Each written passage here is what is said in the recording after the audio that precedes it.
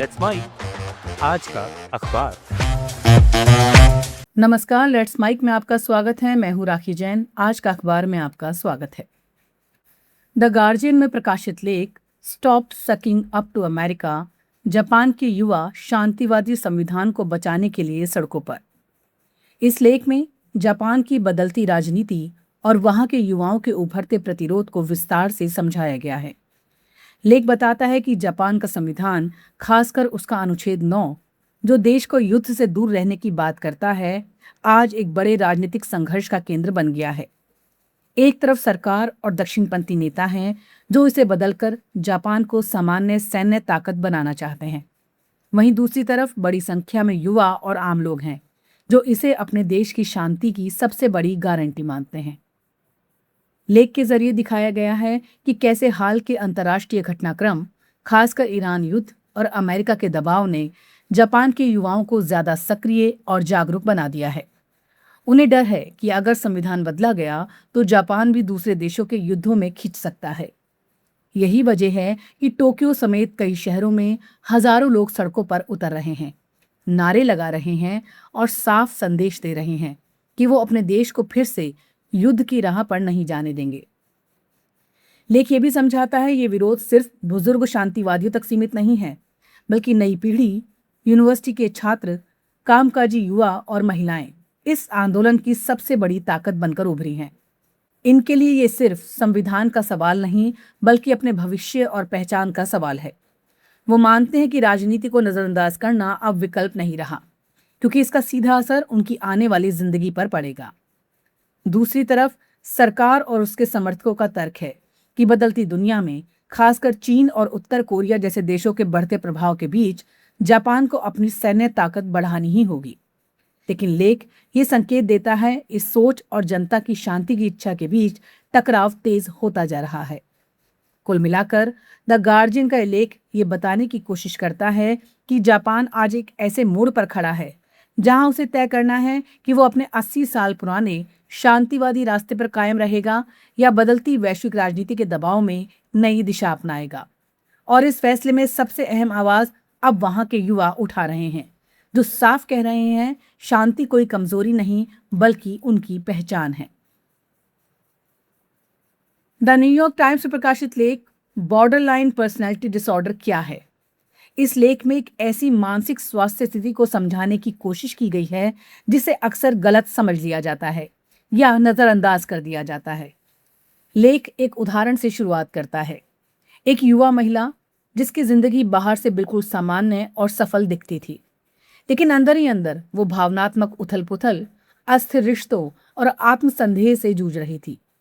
इसी कहानी के जरिए लेख ये बताता है कि बॉर्डर लाइन पर्सनैलिटी डिसऑर्डर केवल मूड स्विंग नहीं है, बल्कि एक गहरी मानसिक स्थिति है जिसमें व्यक्ति के रिश्ते, भावनाएं और खुद की पहचान लगातार डगमगाती रहती है। लेख समझाता है कि बीपीडी से जूझ रहे लोगों के लिए हर रिश्ता या तो बहुत अच्छा होता है या फिर पूरी तरह खराब। बीच का संतुलन नहीं होता। छोटी छोटी बातें भी उन्हें बेहद गुस्सा या निराशा की तरफ ले जा सकती हैं। इसके साथ ही आवेग में लिए गए फैसले, जैसे ज्यादा खर्च करना, नशे का सहारा लेना या खुद को नुकसान पहुंचाना, भी इस स्थिति का हिस्सा होते हैं। कई बार ये बीमारी डिप्रेशन, बाइपोलर डिसऑर्डर या एडीएचडी जैसी दूसरी समस्याओं से मिलती जुलती लगती है, इसलिए शुरुआत में इसका सही निदान करना मुश्किल हो जाता है। लेख का एक अहम हिस्सा ये बताता है कि बीपीडी के पीछे एक गहरी असुरक्षा और मैं कौन हूं का सवाल छिपा होता है। ऐसे लोग अक्सर दूसरों के सहारे अपनी पहचान बनाने की कोशिश करते हैं, जिससे उनके रिश्ते और भी अस्थिर हो जाते हैं। वो अकेले रहना मुश्किल पाते हैं और लगातार इस डर में जीते हैं कि कहीं लोग उन्हें छोड़ ना दे। यही डर उनके व्यवहार को और जटिल बना देता है। हालांकि लेख निराशा में खत्म नहीं होता, बल्कि उम्मीद की बात करता है।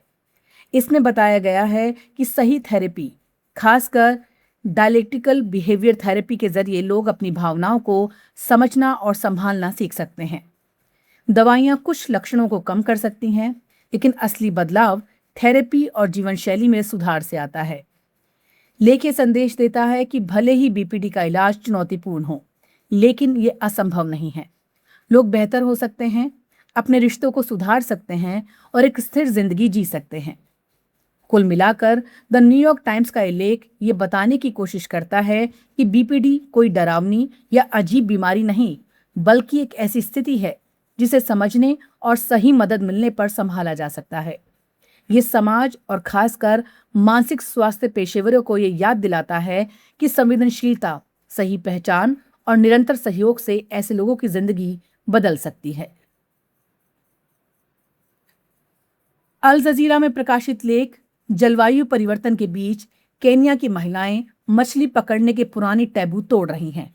ये लेख एक ऐसी बदलती हकीकत को सामने लाता है जहां मजबूरी, साहस और समय तीनों मिलकर समाज की पुरानी मान्यताओं को चुनौती दे रहे हैं।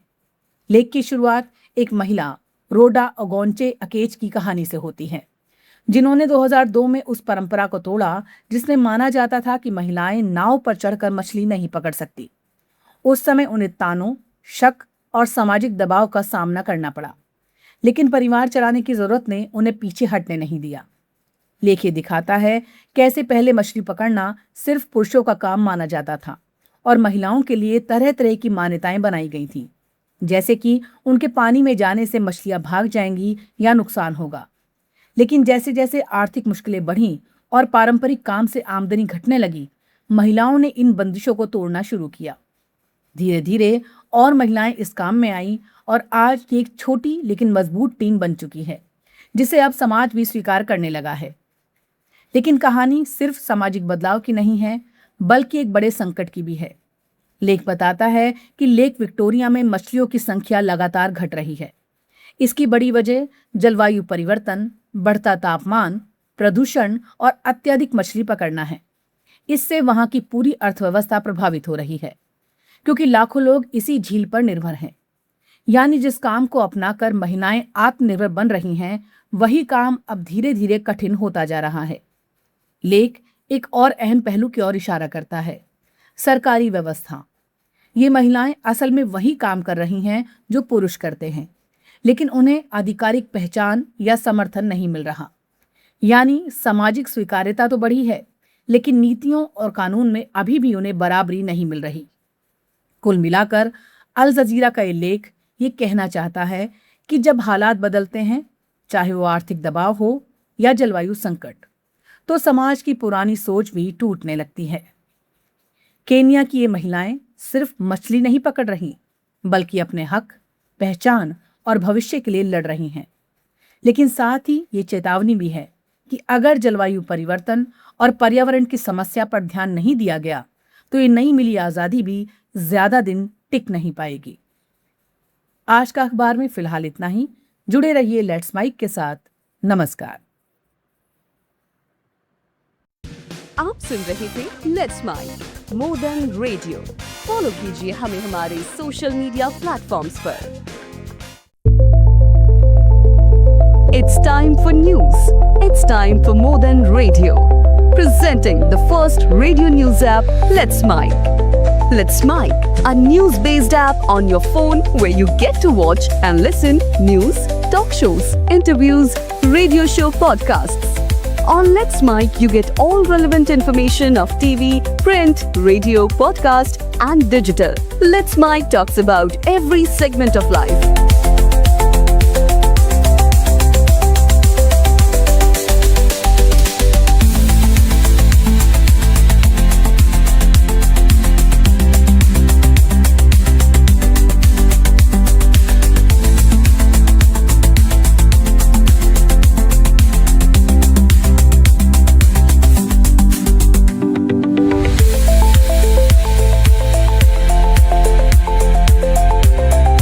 Download the app now from Play Store. Available both on Android and iOS mobile phones.